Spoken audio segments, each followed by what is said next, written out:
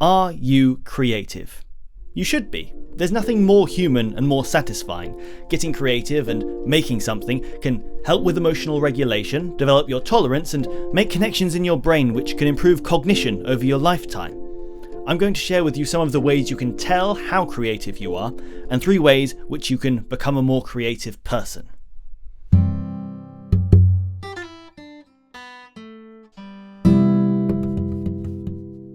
What am I talking about when I say creativity? Well, creativity is the novel ways we solve problems. We make connections between concepts and we come up with ideas to make something better or reach an end goal. It's the outer reaches of our problem-solving process.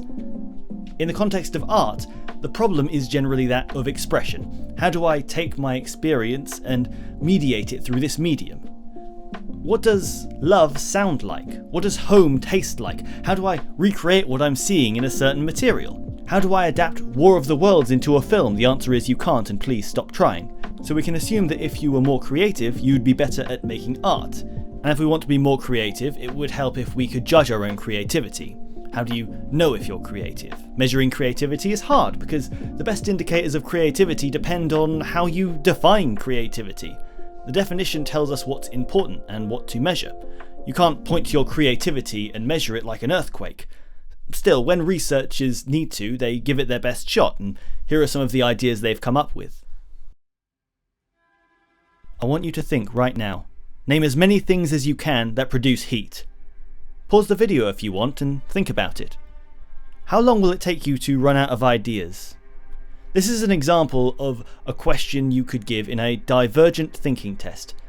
It gets to the root of creativity by forcing you to recreate the cognitive process found in creative thought over and over. It reminds me of a common exercise to practice improvisation, which is to give the actors an object and ask them to use it however they want. You might have done this in school. If you did, it was probably a chair that you were given. Obviously you could use it like a chair to sit in or fend off lions, but you could train your creativity by pretending the chair was a horse, a bar counter, a door, a boombox, or a water font. If a researcher gave the same divergent thinking tests to many participants, you'd have some important metrics. For our example question about heat, you could look at the number of results they had. Did they stop after fire, or could they then move on to light bulb or microwave? You could see how original their answers were. Maybe nobody else guessed car engine. There are obvious problems with this. If someone realised that animals produce heat, then they could just list a bunch of animals. That would just be one idea. The specific question can also bias towards certain people with a particular interest.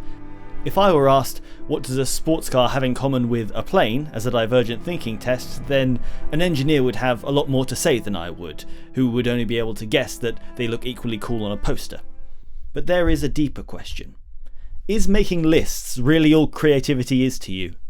Congratulations! You possess the ability to come up with ideas.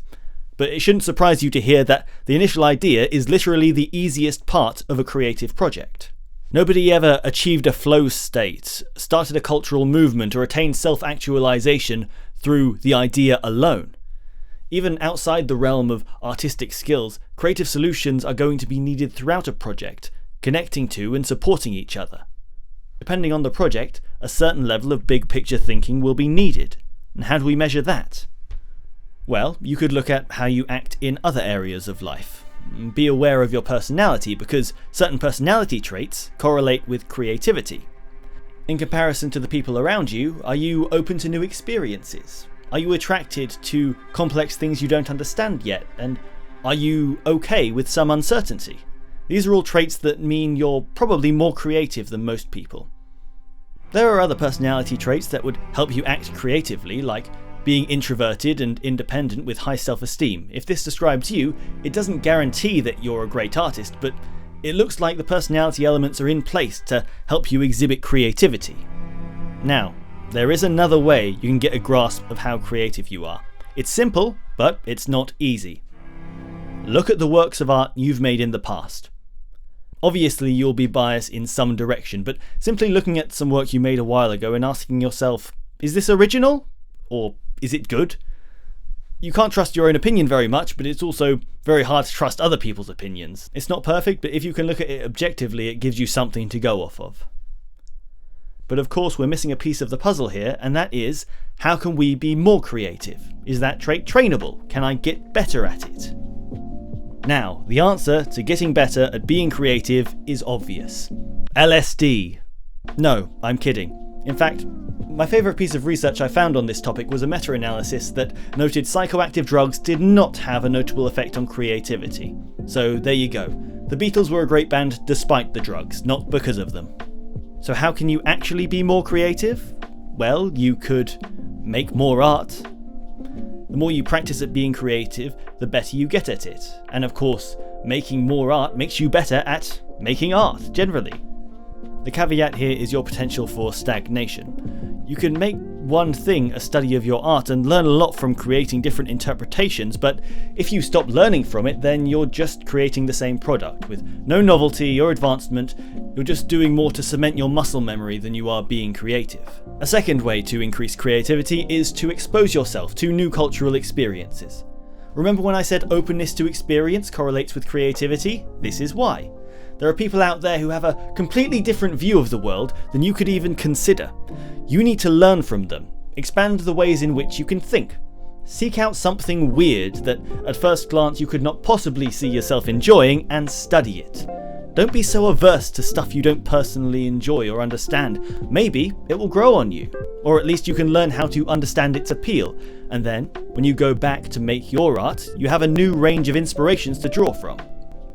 Terry Pratchett once said that if you want to write fantasy books, you've probably read enough fantasy already, and you should read other genres to expand your ideas.